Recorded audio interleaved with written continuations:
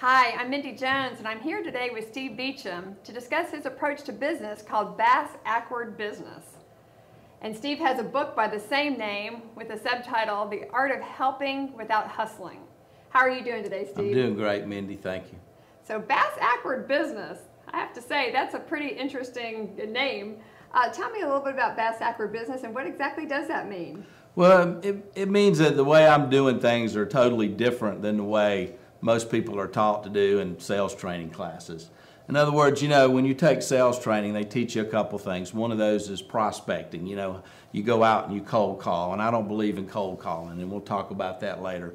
One of the other things they teach you is how to, when you're there in front of a person and you're talking to them about your product, you learn all the how to handle all the objections and stuff.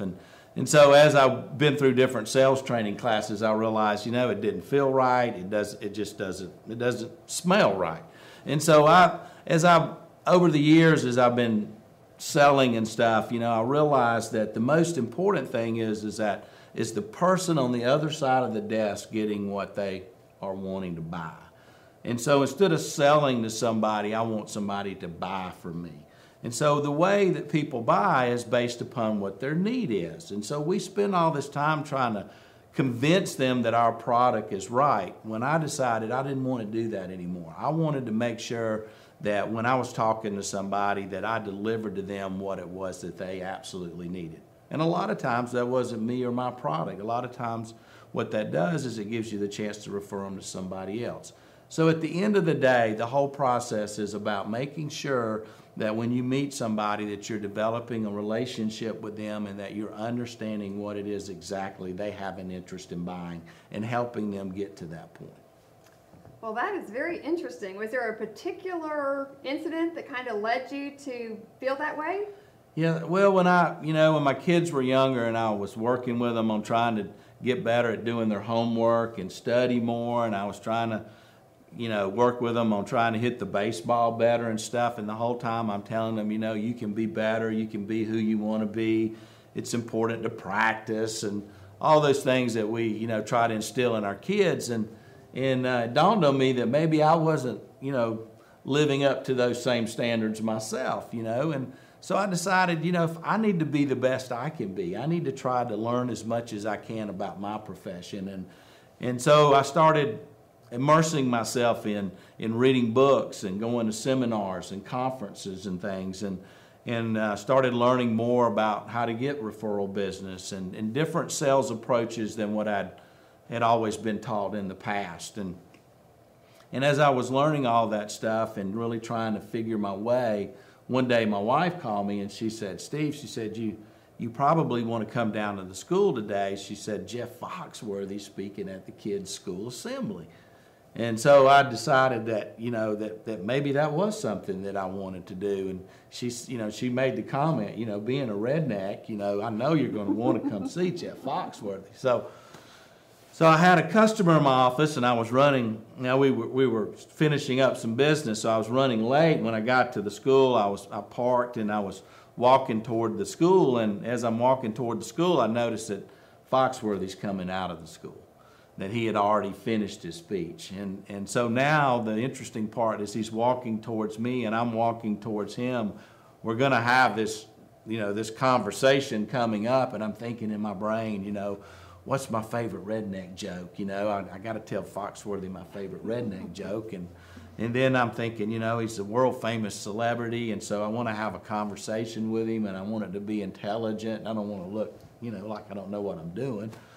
So as we get closer and closer, and he gets about 5 or 10 feet from me, Jeff goes, "Man, you missed my best speech ever." And I said, "Really?" And he said, "Yeah, they're only elementary school kids. They'll laugh at anything, And we chuckled about that for a second. And so he said, "You got kids in the school?" And I said, "Yeah, I've got 3 of them in the school." And he said, "What are their names?" And I told him, and he said, "What grades are they in?" And I said, "I've got them, 3 different grades, of course." And he said, "You sound like you're from around here." And I said, "Yeah, I grew up in the next town." And he said, "I know a lot of people from that town." And he said, "It was great meeting you, Steve." And so we shook hands and he left. And the reason why I tell people that story was because after he left, I stood there in the parking lot for about 30 seconds, but it felt like 3 hours, and I couldn't get over how awesome I felt, how important I felt, how the whole conversation was about me. And I thought, there's something to that. If this really famous person is willing to take a few moments out of their day to make the conversation about me, what happens if just a normal guy like me spends a little bit more time making the conversation about my customer or the person that I'm sitting there talking to? And so I decided to kind of dedicate myself that every time that I was in a conversation that I was going to make the conversation about the other person and not about me, because if they could feel half of what Foxworthy made me feel, then I felt like that was a winning formula. So I think that's so neat that you learned that life lesson from somebody so famous. It was great, and hopefully one day I'll get to tell him in person about it. Yeah. That he really touched my life, and I think it kind of changed my life. It changed my whole outlook on how I want to have relationships with people. So it's all about being interested in other people and being helpful to other people, and in return, they want to be helpful back to you. So how Right. is that Bass Ackward business? Well, what happens is when you start having what I call a deeper conversation with somebody, which is kind of in essence what Jeff did with me. He made the conversation about me. So when you have a conversation with somebody and the conversation's more about them, then what happens is you start learning lots of things about them. And so you start wanting to ask them questions, and I call it being as curious as a 10-year-old. You want to get curious about people. You want to ask them questions. You want to know as much about them as they'll tell you. You want to know about their business. You want to know about their family. And so as you ask them about the things going on in their lives, what'll happen is a lot of times you'll discover that there's maybe some pain in their life. And so they might tell you something that, my business is slow, or, my wife's health is not very well. And what you can do is that then you can figure out this pain. You can discover this pain in this person. And if you discover this pain in this person, then it's probably likely that you know somebody else who sees that person's pain as their pleasure. And so an instance might be that, I've got a flat tire and I've got to go get my tire fixed, and say, well, okay, I know a guy that owns a tire shop, or I know a guy that'll come over and repair it here in your parking lot. And so when you have these deeper conversations and you discover somebody's pain and you hook them up with somebody that sees that as a pleasure, what happens is it creates a wow in that person. They're like, wow. And that's a real important piece to what I've discovered, and it's different than if somebody says, do you know somebody that can fix my tire? Because if they're asking you, then they're asking you because they think you might know the answer. But if you discover it, then you create this wow. And then when you hook them up with the other person that sees that as a pleasure, they get a wow because you remembered them for what they were an expert at. So you create two wows. And what happens is when you create a wow in somebody, then reciprocity kicks in. So it's kind of like if you buy me lunch, next time I feel like I need to buy you lunch. And reciprocity exists all over the world. And so creating a wow creates reciprocity, which makes them want to go out and help you. So when you have these deeper conversations and you discover these pains about people, at the end of as they're ending their piece of the conversation, they're feeling like it's been all about them.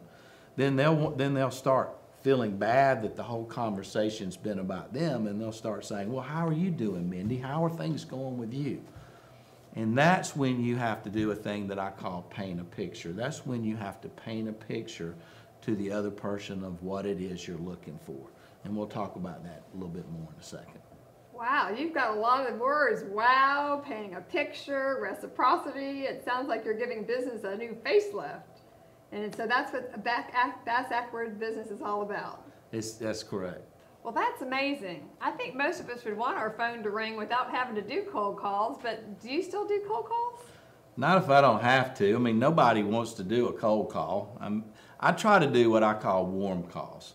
And so the difference is that it's somebody that I might not know or probably don't know, but I want to try to warm it up somehow. So if I've spent my time developing a relationship with you and I decided that I needed to meet somebody at a particular company, and I can call you and say, Mindy, do you know anybody at ABC Company? And if you do, then you're going to be willing to introduce me to that person or help me get to that person because I've spent time helping you. That's the key. So I'm not asking you for your help until I've spent time helping you first. And that way I always have a warm call. So then when I call that person, I can suggest that Mindy's told me to give you a call. Or maybe you'll even go further and say, why don't I call this person and we can meet for lunch? And so the key behind that is that I've got to do a really good job of building a deeper relationship with the people that are my friends and the people that are in my village, and we'll talk about that a little bit later, to put me in a position to be able to talk to you about what I'm trying to get, which is all about painting pictures. Well, it sounds like you have become a great people connector, and you're talking about painting pictures, and you're talking about wow and reciprocity. Tell me a little bit more about this painting pictures thing. Well, to me, it's one of the main key items of the whole Bass Ackward business thing. What happens is that when you have these deeper conversations, and then somebody decides, okay, well, now how are you doing, Steve? How is your business? And I say, that's your 1 second opportunity to paint them a picture of what it is you're looking for. And what I mean by that is, for instance, I spent 20 years in the mortgage business. So in the mortgage business, I would say, well, I'm looking for somebody that needs a mortgage. Well, you understand what I'm saying, but it really doesn't create a picture for you. But if I can say to you, I'm looking for somebody that's like 25 or 30 years old, somebody that's gotten out of college and they've got a really good job and they're maybe working for Coca-Cola or they're working for HP or they're working for Microsoft. And so they're doing really well in their job, and so now's a great time for them to buy a house. That's a little different picture, because when I say the names of those companies, it makes you think about, who do I know that's a young person that just graduated from school and they probably have a pretty good job, therefore they can probably buy their first house.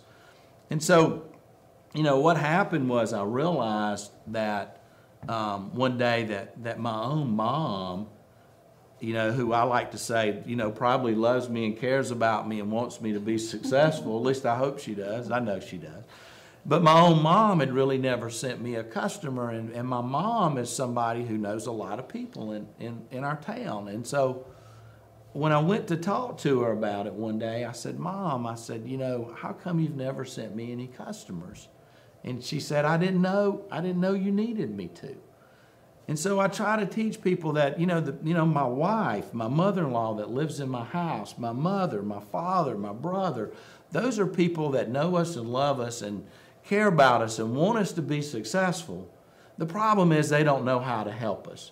You can take, like my mom, for instance, who hasn't worked in a long time, so her world doesn't rotate around referring other people business. She's really not thinking about it. But if I say to her, Mom, if you're ever out to dinner with another couple, if you and Dad are out to dinner with another couple and they mention that they're going to buy a house at the beach, or they mention that they're going to buy a house in the mountains, kind of a second home, because they're at the age where a lot of people are buying second homes, that's a picture that she's probably going to see. And so I want to paint pictures that she might most likely will see, so that when she's in her village, in her world, and somebody mentions that or paints that picture, she goes, Steve, I need to think about how can I hook this person up with Steve. And so since I've told her that concept, she sends me a lot more referrals. And I've done the same thing with my wife, and I've even done the same thing with my mother-in-law, and it works. I was recently at one of your speaking events, Steve, and you said that you had over 6,000 contacts in your database. Hopefully you have a good backup for that. Well, I do. I put it in my cell phone, or my Outlook is what I use, and so they back each other up. So as long as both of those two are running, I'm going to be okay. And but one of the interesting things about that is that when you And a lot of people say, well, can you possibly know that? And it's amazing, and I want people to understand that if you spend a lot of time really getting to know somebody, it's a lot easier to remember them. And we're not talking about going to a network meeting and grabbing somebody's card and having what I call a social conversation where it's, what do you do? Well, I do so-and-so. What do you do? I do so-and-so. I'm talking about what do you do? And they tell me, and then I'm like, tell me more. And I learn more about these people. So I'm able to not only have a lot more contacts, but most of the time they have a lot more meaning to me because I invested more in getting to really know that person.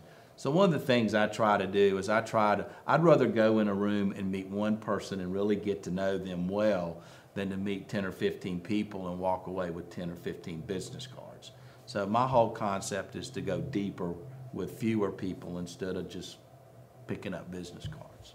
Well, that's obviously working for you.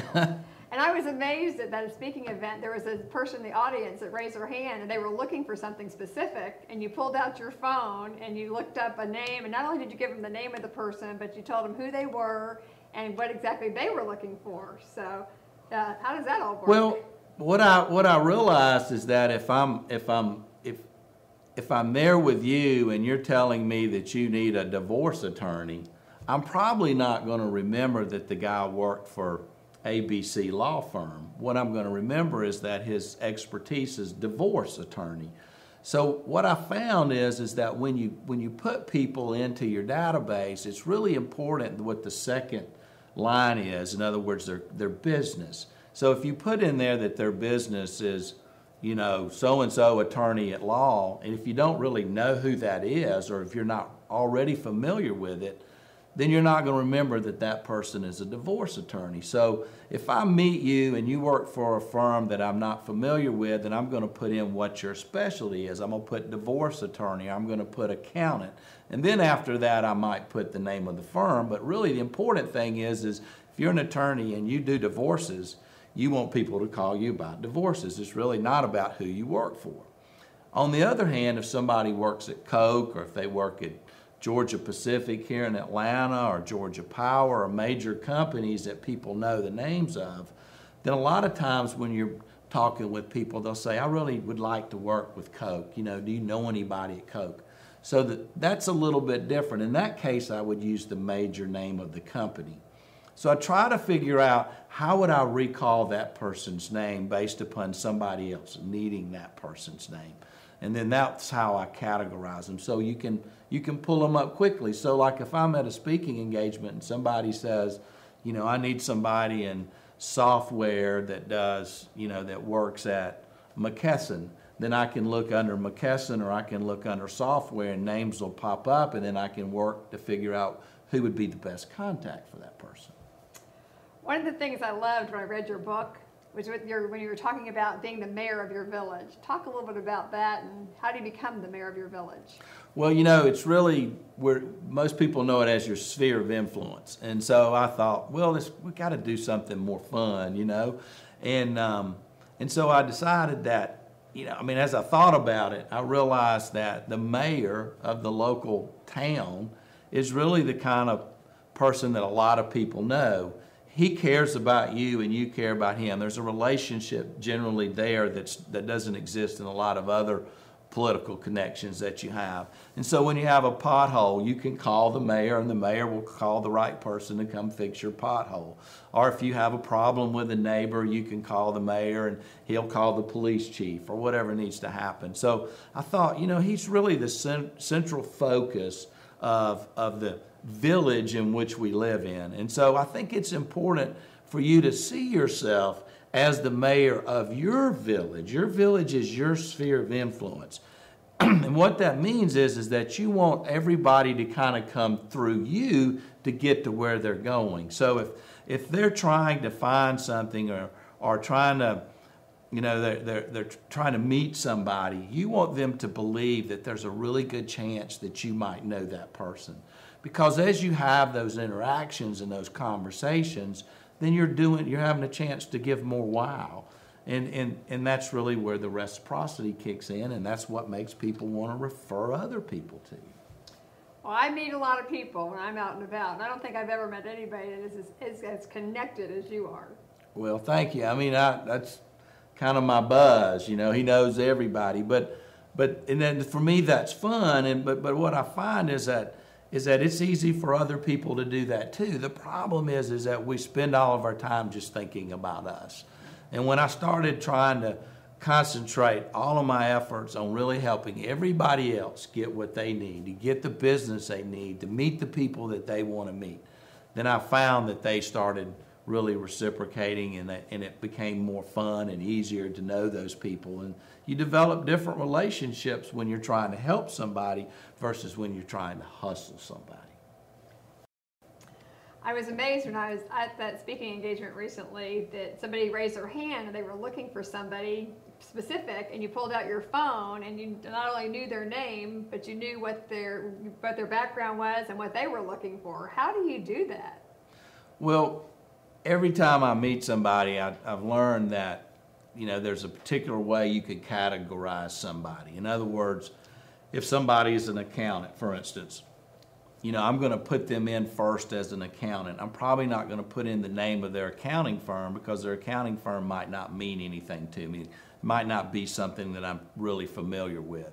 Now, if they work for a really, really large, like a Big Four accounting firm, then I might put that in first before I put in accountant. So what happens is in my phone and on my Outlook, I'll have the person's name, but then underneath that, where their company is, I might just write accountant, not the name of the company. So that way, when I search it, when I type in, so if you're looking for an accountant, and in my phone I put in accountant, then it'll show me everybody under accountant. Then I've got it written somewhere else what firm you work for, but that's really not the important piece for either person. If you're looking for an accountant, you just want me to give you a really good referral on an accountant. So as I'm building these relationships with people, as I'm talking to them, I'm trying to find out, okay, you're an accountant. What type of accounting work do you like to do? Do you like doing audit? Do you like doing tax work? Or you like doing really big companies? You like doing mom and pop businesses? And I remember that. I don't know how. I just remember that because I want to. And so then when somebody asks me, I need an accountant, then I just go to my phone and type in accountant. But if somebody says, you know, I need a big time, you know, one of the Big Four accountants, well, then those companies will show up. We all kind of know the names of those companies. And so if you type those in, they'll show up who I know that works in those companies so that I could get you to somebody at a Big Four accounting firm. So how often do you touch base with all these people in your database? Well, what I try to do, you know, I try to touch base with everybody at least once a year. So what happens is so if I meet you and we have a conversation, I learn about what you do and stuff, well then I'll go back and take your business card and I'll build a V card within Outlook, a contact about you. And then I will decide, well, when do I need to talk to Mindy again? And it'll be based upon our conversation. There might be something that I need to get back to you on next week. There might be something that I don't need to talk to you about for a month or two. So I'll just put you in my calendar on a date. So what I do is at 7 o'clock every morning, the people that I want to talk to that day and help, their names pop up at 7 o'clock on my calendar every morning. And my objective is through the day to talk to all those people to try to figure out how I can help them. That's sort of my marketing plan. So I meet you and I have a conversation with you. And you might say, you know, can you send me so-and-so's name? And so I'll put you on tomorrow to send you such and such contact, and I'll send it to you, and then I'll decide, okay, maybe I want to talk to Mindy next month. And so then I'll just put you on some date next month, on a Wednesday of next month, and I'll call you. That is amazing. But the key is I'm going to call you and try to figure out how I can help you. Absolutely. And that's such a huge difference that most people are doing out there. Well, if you're trying to call somebody and you're coming from a place that I want this person to help me, that's a hard call to make. It's hard to pick up the phone. But if you're calling somebody from the place that I want to try to help her get to where she wants to go, I want to tell her how much I enjoyed meeting her. I want to say, did that lead work out? I want to figure out, tell me what else is going on. Who else do you need to meet? And so that's my whole strategy. When you're doing that, when you're helping other people, then you don't have to worry about making a call. You can call anybody. And besides, who's calling you on a regular basis trying to help you grow your business? Right. Who's doing that? Nobody is. So you become that person that does that, and it changes everything. And that's going to make such a big impression on people. That's my hope. And Steve, you know more people than anybody I know. I mean, you are so well connected. And in your book, I love the analogy of being the mayor of your own village. Tell me a little bit more about that. Well, I realized that, the person in, the village concept is your sphere of influence. And so I wanted to kind of give it something that felt better than just a sphere of influence. And so I came up with, well, there are people that live in my village. I kind of took some of that maybe from Hillary Clinton's, village concept. But then I said, who's the person that in most towns that's really the most connected person? And I believe that in a lot of cases that's the mayor. And so I said, well, I want to be the mayor of my village, and I liked it, and so I've kind of stuck with it. And that's what I'm trying to teach people to be is, you want to be the go-to person in your sphere of influence. You want to be the person that when somebody needs something, they think first to call you because you might know that person. And so what happens is you're the person giving out all the referrals. So people want to know you because they know that somebody might call you and ask for their service, and they want to be in your good graces. Well, at least I think that's kind of, how it works a little bit. If they know you're handing out referrals, then I want you to hand me out as a referral.